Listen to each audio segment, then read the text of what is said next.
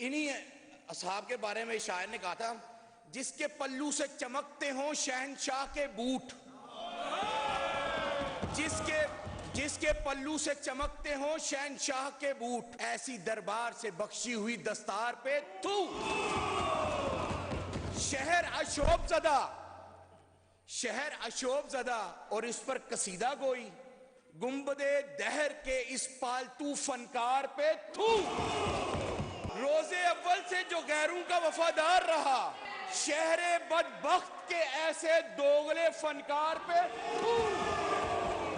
शहरे बदबख्त के ऐसे दोगले फनकार पे तू। Order in the house, order in the house. जोर के सामने कमजोर तो कमजोर पे थू। Order in the house. आदिले शहर तेरे अदल के